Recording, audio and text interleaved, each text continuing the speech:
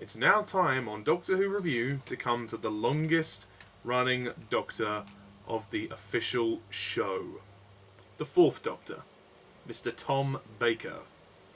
So, with that in mind, would you like a jelly baby?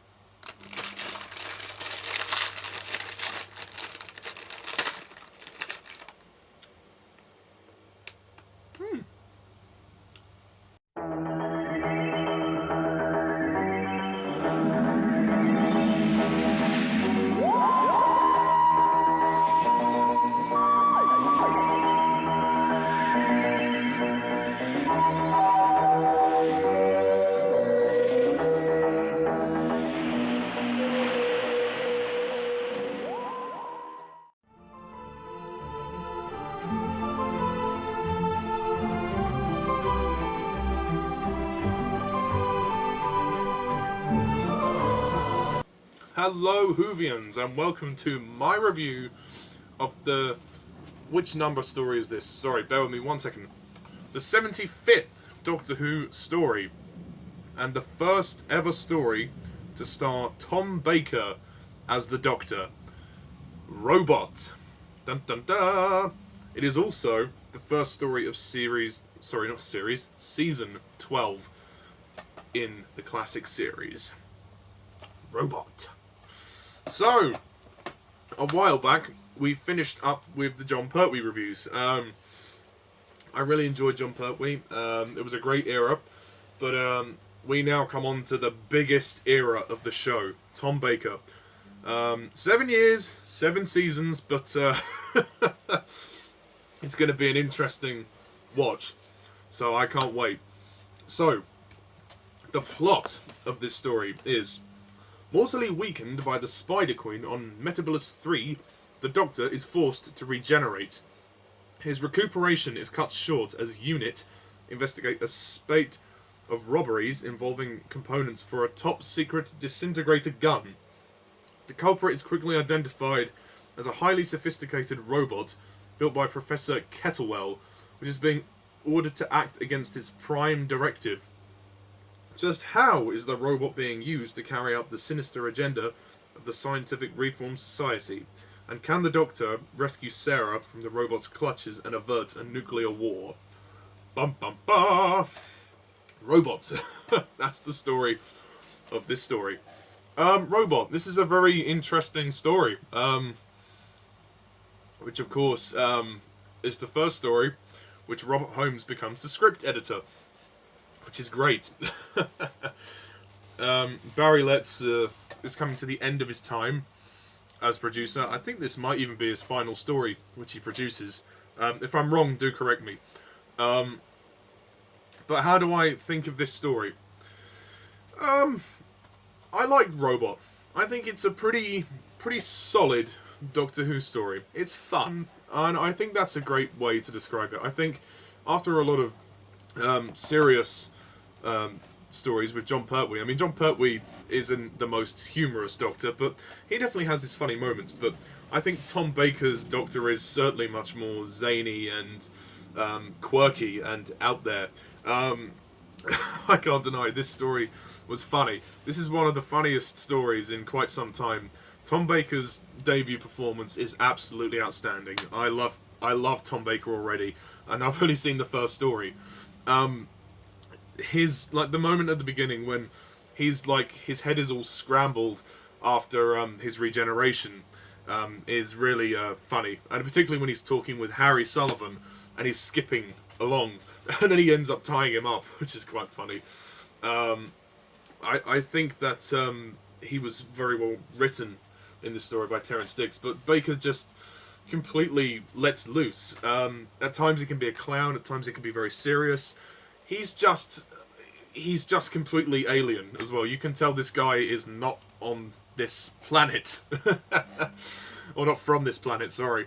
As for the story itself, I think that the story is decent. It's just fun. I mean, there's not really much to it. It's a pretty basic narrative. But I think that was fine to ease us into the Tom Baker era, because with the end of Jon Pertwee, with Planet of the Spiders, that was a very much more intense, more epic story. I think it's important when, post regeneration, to kind of have a story to ease you into the next Doctor. And this is a good story. It's not perfect. I'm not going to say that this story is a masterpiece, because it isn't. But it's pretty fun. But what I will say is, my only sort of criticisms of the story are, after the Doctor regenerates, which they do show again at the start of this story, Sarah doesn't really question the fact that the Doctor's a different man. She just kind of accepts it straight away. The Brigadier has already seen the Doctor regenerate, so he's come to terms with it. But in Spearhead from Space, he questioned the Doctor's regeneration, and he didn't believe that Jon Pertwee was the Doctor until later down the line. So it would have been nice to have a bit more conflict between Sarah and the Doctor, because this new man has kind of come swanning in, and yet she's just completely, oblivious. Well, she's not oblivious to it, but she's just completely. She's not questioning the change. She's not kind of standing there and saying, "What? Where's the real Doctor? The real Doctor wouldn't do this. Bring the Doctor back." I just think her and it's only a minor gripe. I think her and Tom Baker's Doctor could have had some tension in this story. Nicholas Courtney returns as the Brig. He's good in this story. In his first few scenes with Tom Baker, which is really good. I like the moments they have, how the Brig is trying to get the Doctor to pay attention and to sort of help them, but the Doctor's head is all scrambled from the regeneration, so he's still finding his feet, so to speak, in his fourth incarnation. I think the robot as well, just, I don't know about the design of the robot. It's a little silly. I mean, it's just kind of like, it's more in the eyes. The eyes of the robot, to me, look a bit like Power Rangers. I don't want to sound harsh, but it looks a little goofy to me. And there are some dodgy effects as well, like when he's trying to hold Sarah Jane, and you know what I'm talking about. It's not particularly convincing. Again, I know they're on a tight budget. This is not like Invasion of the Dinosaurs bad effects, but it's noticeable. So yeah, and I didn't think the robot's voice was all that intimidating. I thought it was okay, but towards the end, when the robot kind of malfunctions a little bit, it just came across as a bit weird, like a bit emotionless. It is a robot, but I kind of got the feeling that they were going for the robot actually having some kind of soul, having some kind of emotion, and it feels like they contradicted themselves. So the robot as a character was confused. I didn't understand what they were trying to do. Like, were they trying to make this a robot, or were they trying to make this a robot with a human personification, like with a human mind and a human core? It was a bit confusing to me. But nevertheless, this is a fun story. It's pretty action-packed. Benton returns as well. He's pretty good for the scenes he's in. He doesn't get much interaction with the Doctor this time, but he's still quite good in the moments he's in. Elizabeth Sladen as Sarah Jane Smith. As always, she's fantastic. And I like the fact that she is the one who's kind of understanding the robot from an emotional point of view. Just gonna have another jelly baby. So, yeah, I think Elizabeth Sladen does well to kind of play on the emotion of that. I think the script is pretty good. Terrence Dicks is the writer here. And I think he's done a good job at creating a solid script. Again, I just thought there could have been a bit more conflict between the main characters. And yeah, there are moments in this story when they're just kind of talking. It's only 4 parts, but there are a tiny few moments when the pacing is a little bit slow, but not for long. It's mainly in part 3 when it's a bit slow. But other than that, this is a lot of fun. Great way to kickstart Tom Baker's era. There's some great moments when he's confronting the robot, and he's like, "What is your prime directive?" And also at the end when Tom Baker, the Doctor fixes everything, and he stops the countdown.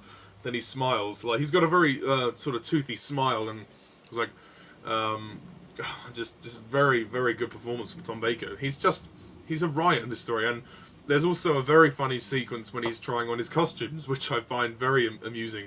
This is a light story. It's funny, you know. It's certainly less serious than Pertwee. And I like the fact that Tom Baker's bringing humour back into the show, which is fabulous. Not to diminish Pertwee, of course not, but I think it's a nice refresh that this story is definitely more fun and a bit more comedic.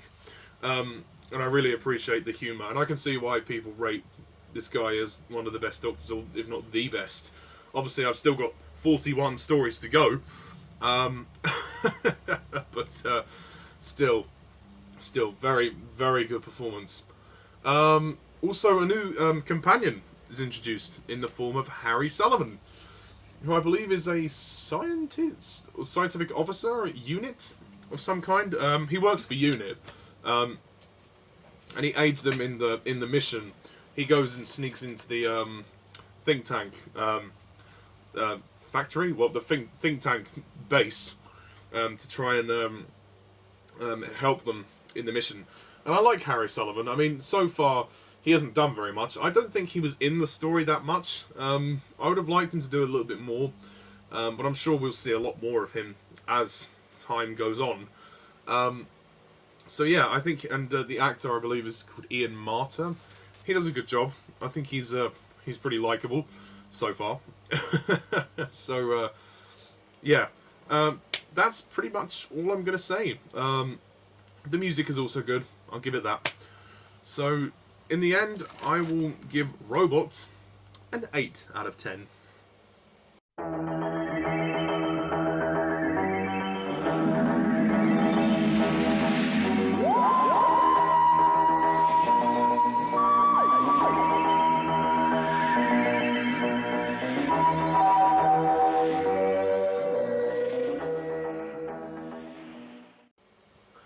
Yeah, so that's the first of 42 stories of Tom Baker, and my goodness me, this is going to be a long era, so stick with me, folks. I will get through these as briskly as I can, but as well making sure that I watch everything carefully and review it properly for you, because I want to enjoy this. I don't want to rush through it. There's 7 seasons, so let's make the most of it, because after this, it ain't going to get better. At least, I don't think it will. So, thank you very much for watching my review of Robot. So glad we're on to the 4th Doctor now. And next time, we review the Ark in Space. Yay! So, until then, I'm Mr. TARDIS11. See ya.